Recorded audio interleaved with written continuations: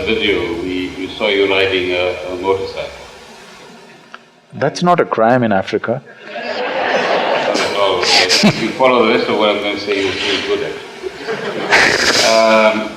Motorcycles and transformers seem to have some association from my limited knowledge. So Che Guevara also went onto a journey in Latin America on a motorcycle. There's a movie called Motorcycle Diaries. And that transformed his understanding of the human condition, and interestingly, of the kind of health conditions that people lived in. What did your motorcycle journeys teach you, and how has it influenced you? I crisscrossed India on my motorcycle. I rode… I must confess, I don't ride a motorcycle. I did not ride with a destination in my mind, I simply rode.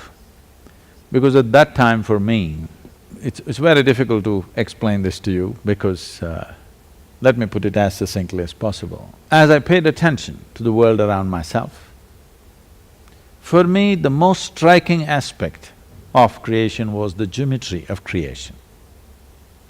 It's much later that I learned that yoga is a very intrinsic geometry, very exquisite geometry as to how to align your system to the larger geometry of the cosmos.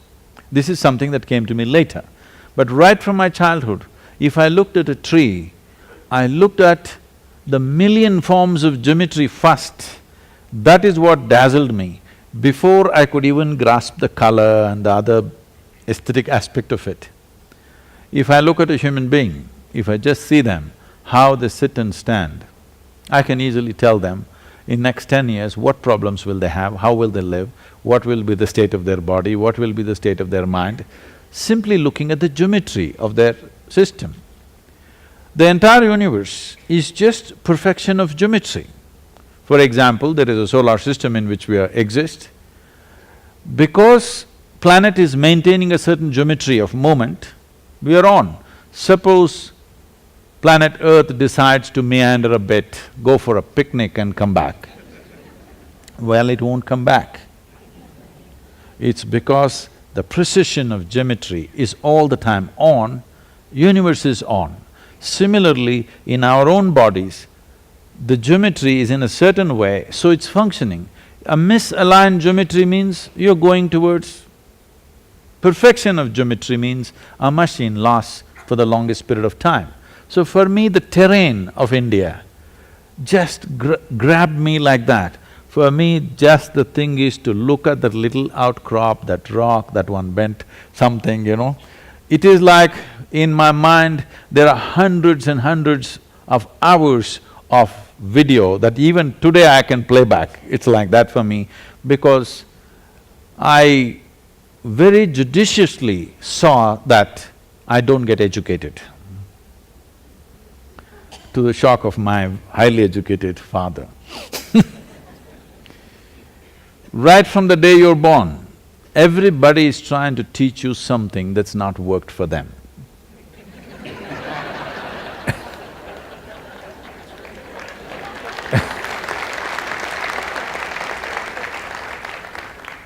So, because I kept nothing in my mind, even today just to make my head look substantial, I wear something because otherwise it's just empty most of the time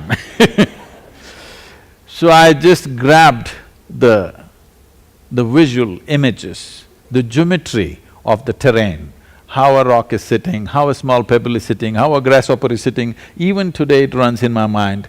People ask, Sadhguru, how do you spend your time? Suppose, you don't read, you don't do anything, how do you do? If I just turn on my video, my motorcycle days, it just runs and runs and runs and runs endlessly.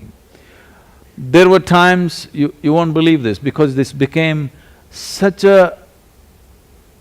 it's very difficult to say this, the motorcycle, the me and the earth became so much one that I would ride sometimes 3 days and 3 nights without sleep and barely with any food. because all my money went into the tank. This tank was empty, it didn't matter. I want to keep this tank full and I want to make few more kilometers if I can with whatever little I have.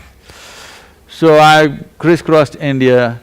This grasp of terrain is so big in me. People may think, what is there to learn about the terrain? Did you learn geography? Did you learn geology? No, I learned nothing. It's just that I absorbed the earth in a certain way into myself.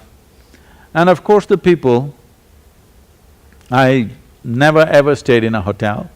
I just had a tiny little tent if I had to pitch it in a forest. Otherwise, I just rode into some village somewhere, walked into somebody's house and I told them, I just need a shower and I'm hungry. Never I got refused.